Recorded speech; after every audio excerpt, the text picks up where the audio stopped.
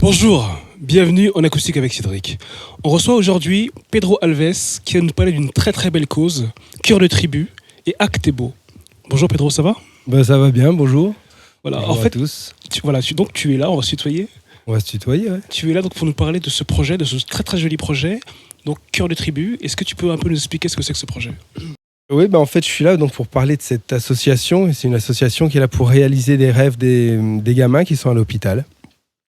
Et de leur apporter du bien-être aussi. Enfin, il y a tout un tas de choses. Il y a des artistes qui se déplacent pour des artistes qu'ils aiment. C'est mieux.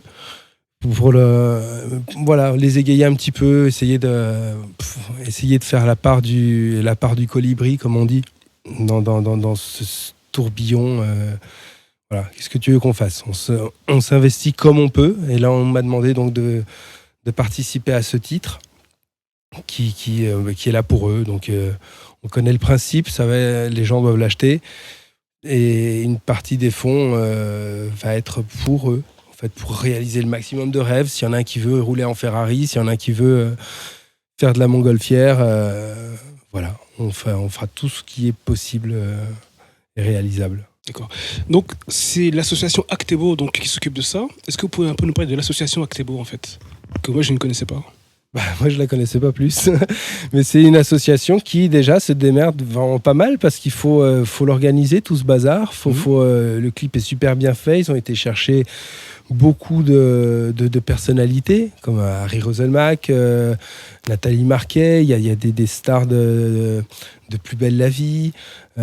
Et derrière, il y en a plein qui n'étaient pas disponibles en studio et qui ont quand même voulu participer. Donc, ils participent à la promo du single sans l'avoir fait. D'accord. Comme... alors, tu vas m'aider parce que là, le mot, il vient plus. Le gagnant de The Voice, là, c'est Lisandro, voilà. Donc... il s'est investi après de voix pareilles. Et voilà, il y a un cœur de tribu qui a pas fini de grandir et qui est là pour dire à ces petits mômes écoute, nous, on va essayer de te donner le sourire autant qu'on peut, quoi. D'accord. Alors maintenant, on va regarder quelques petites images justement de Cœur de tribu.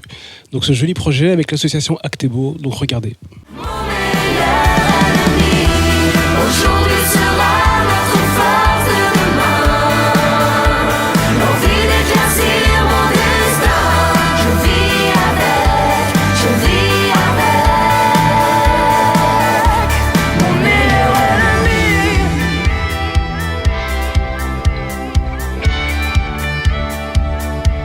Mon meilleur ennemi.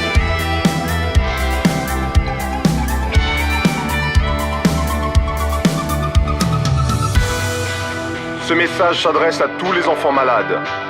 Vous n'êtes pas seuls. Nous sommes nombreux à combattre et à résister. Et nous vous appelons à faire de même. Je répète, vous n'êtes pas seuls. Voilà, donc on vient de voir les images. J'étais bien. Et donc, moi j'ai une question. Enfin, pour ceux qui regardent et qui veulent vous aider, qui veulent vous soutenir, comment ils font ? Déjà, on peut se rendre sur leur site internet.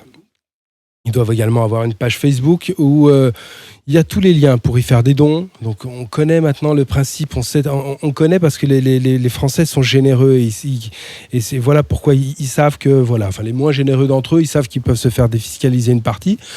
Ils assument, ils font ce qu'ils veulent.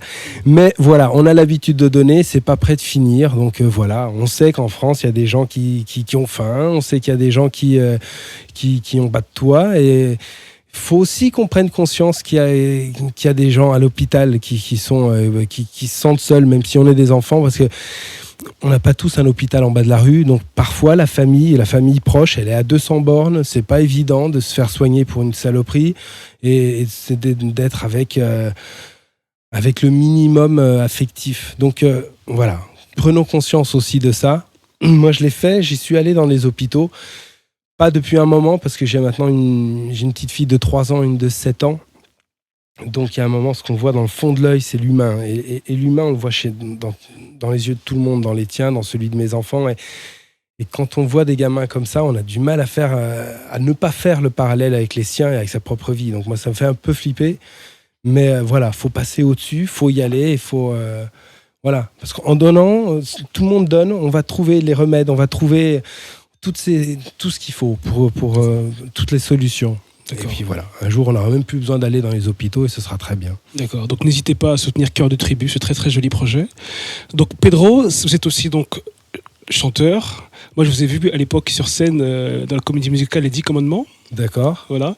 Mais j'ai appris en fait que vous aviez plusieurs casquettes dans la programmation, dans la production.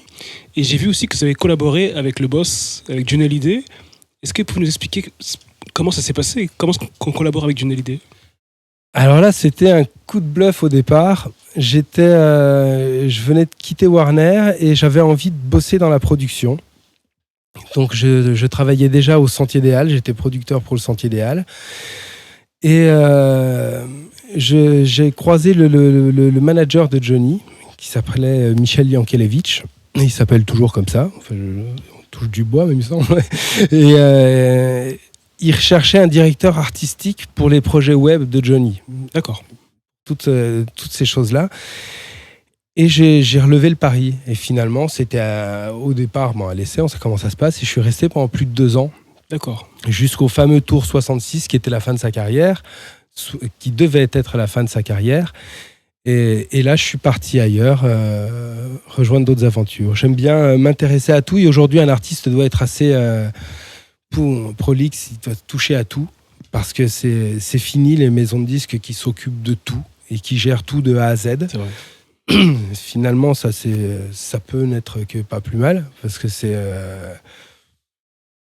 il y a une quarantaine d'années, une cinquantaine d'années, quand même, là où il y avait des perles, les grosses perles, les standards qui nous bouffent encore le cerveau aujourd'hui, les mecs, ils faisaient tout, et c'est les maisons de disques, elles se contentaient de mettre en vente. Voilà. Donc, c'était pas une époque où il y avait de l'artistique et qui était géré par eux. Donc, c'est bien qu'on revienne à ça. Faut pas flipper. C'est le milieu, il a toujours changé. D'après les dernières infos, le marché du disque, il est au même niveau qu'il y a 20 ans. On nous dit c'est la crise, on vend plus de quoi. C'est le chiffre d'affaires n'a pas baissé, mon chéri. Donc il y a un moment, c'est bien. Il y a une prise de conscience des artistes qui deviennent de plus en plus indépendants. Et ça, je l'ai compris. Donc ouais, j'ai une société de production, je produis mes spectacles.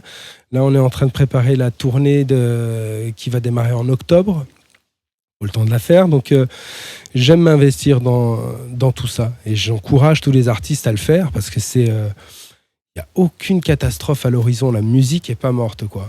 Un certain showbiz est mort et je suis peut-être le premier à aller à l'enterrement pour vérifier que c'est bien vrai parce que c'est bien qu'on fasse de la musique. Regardez, c'est génial, les petits jeunes de banlieue et tout ça, c'est eux les leaders aujourd'hui. Parce que les mecs, ils ont fait, attends, bouge pas, je prends mon magnéto, je te montre comment on fait ça. Voilà, ils sont indépendants. Ils sont indépendants et c'est génial. Donc, la musique, elle va bien.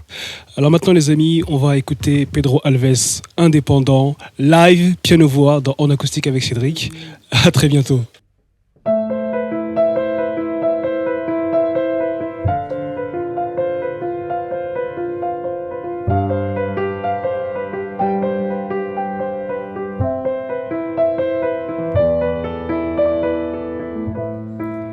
Alors on voit que plus rien n'a de sens. Alors on croit qu'elle a tourné la chance. On se fait mal ou on se fait la malle. Et la vie reprend son cours anormal. Alors on rêve à retrouver l'amour. Alors on prend à deux mains son cœur lourd. Même quand on n'aime plus ou mal ou moins, on le retrouve assis sur le chemin. Tu es mon fado, la fille qu'il me faut.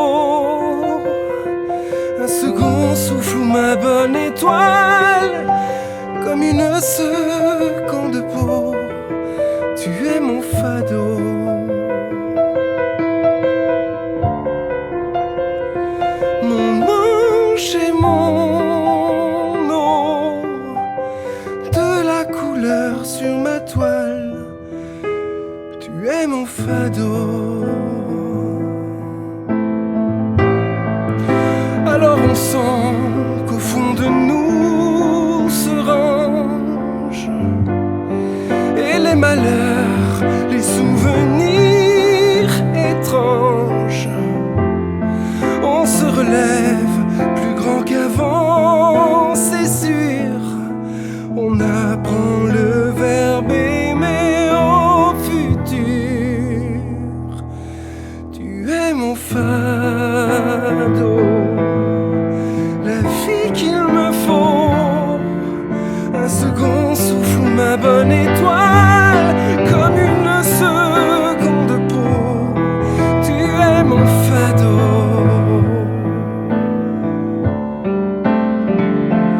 mon ange et mon or, de la couleur sur ma toile. Tu es mon fado.